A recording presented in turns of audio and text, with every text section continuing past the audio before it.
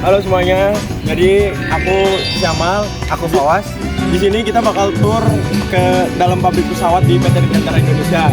Nah, mau lihat keseruannya ikuti sampai akhir ya. Cek dong. Sampai akhir ya.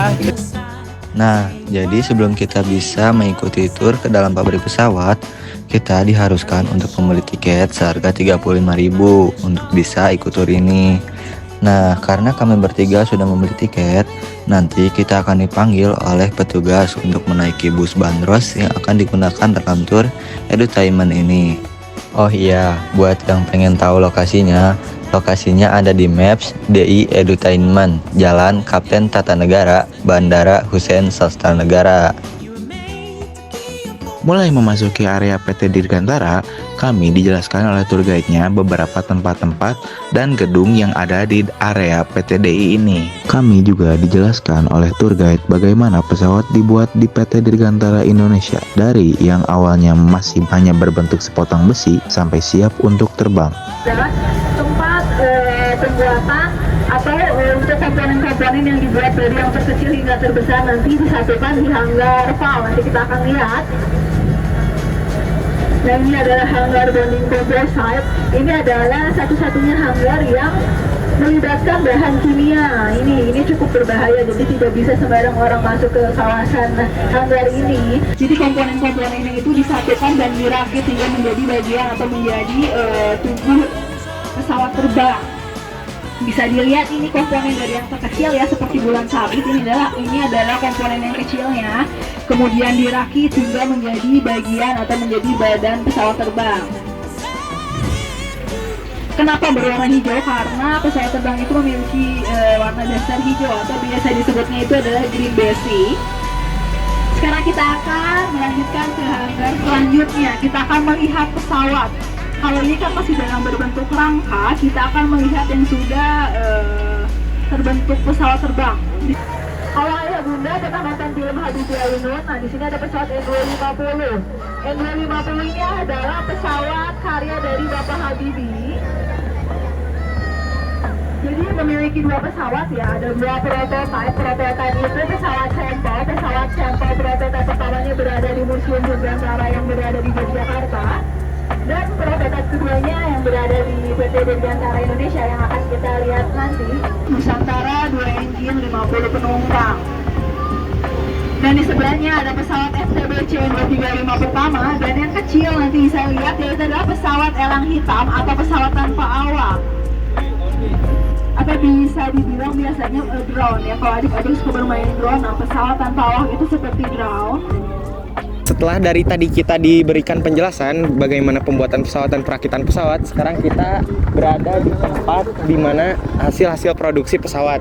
Nah, yang pertama ini ada produksi pertama dari PT DI. Nah, ini adalah produksi pesawat pertama dari PT DI yang dimana ini adalah hasil dari Habibie sendiri. Nah, di sini ada dua pesawat yang sudah di grounded dikarenakan sudah tidak dioperasikan. Nah, dua pesawat ini adalah hasil sendiri dari PT Dirgantara.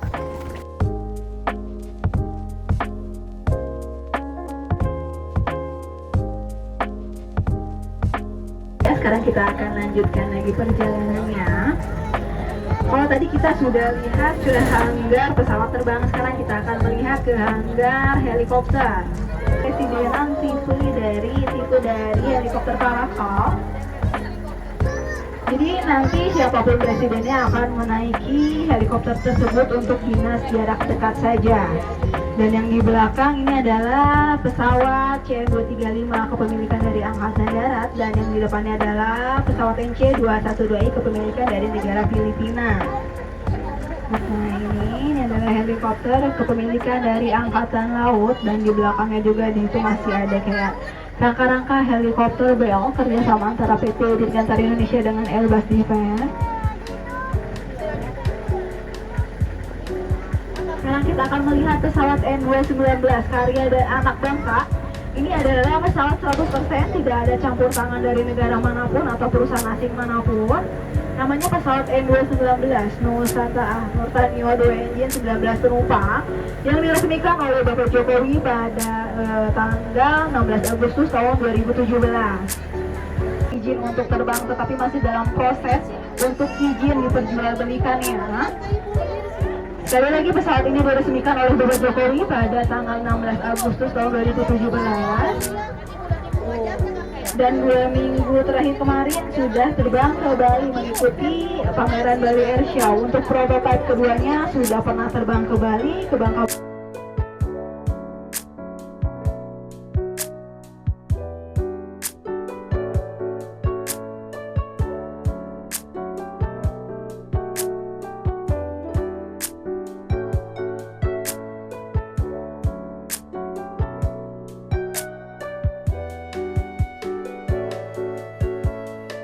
Pesawat angkut dengan kapasitas 35 sampai 40 penumpang. Ada model pesawat. Pesawat ini bisa digunakan untuk berbagai macam misi. Di antaranya bisa sebagai pesawat penerjun, pesawat evakuasi medis, pesawat kargo, pesawat sipil, pesawat pengintai, bahkan bisa sebagai pesawat pembuat hujan. Apakah ada ini Pak pesaing gitu Pak dari produsen-produsen lain, terutama di Asia atau mungkin di kancah negara lain gitu Pak? Untuk catering sendiri kita punya beberapa, tentunya kita punya beberapa kompetitor ya Pak. Baik itu dalam bentuk update pesan akuasinya maupun dari sudah pasti kita tahu sama-sama bahwa kompetitor kita paling besar adalah ada Boeing sama Airbus. Boeing sama Airbus juga ada Twin Otter, ada Cessna, juga ada. Oh ya Pak, kalau buat ini saya kan baca-baca juga sedikit tentang rencana PT DI akan membuat mobil terbang ya Pak ya. Nah itu akan dipasarkannya kemana Pak? Untuk mobil terbang pasti ini kita kerjasama dengan lokal partner kita namanya PT Stella, Prima, ya. Jadi sementara ini kita masih development ya. Kita informasi yang saya dengar itu untuk prototipe-nya akan dikerjakan di tahun 2025 dan mungkin akan launching di tahun 2028. Untuk marketnya pasti sementara masih kita rencanakan mungkin di Indonesia dulu ya. Baru kalau kita pakai Indonesia kita Mungkin itu saja Bapak buat pertanyaannya. Makasih Bapak buat atas waktunya sudah mengizinkan saya untuk mewawancarai Bapak. Sekian saja. Terima kasih. Wassalamualaikum warahmatullahi wabarakatuh. Nah teman-teman, jadi ini tuh adalah model pesawat asli yang sudah tidak digunakan. Ayo kita lihat di sini.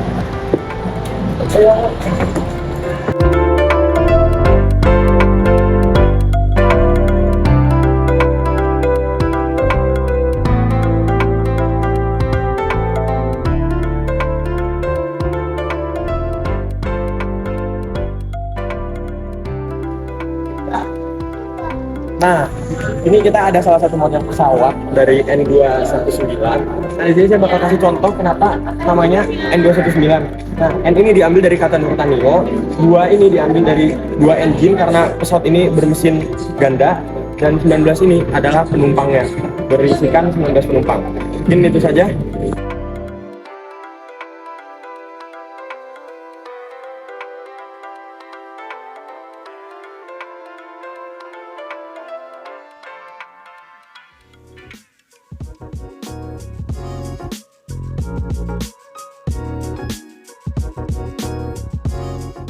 Buat yang sudah menonton videonya sampai akhir, semoga informasi yang sudah diberikan di dalam video dapat menambah ilmu dan wawasan para penonton. Kami cukupkan sampai sini saja ya. Terima kasih. Mohon maaf bila ada kekurangan dan salah kata di dalam video ini. Wassalamualaikum warahmatullahi wabarakatuh.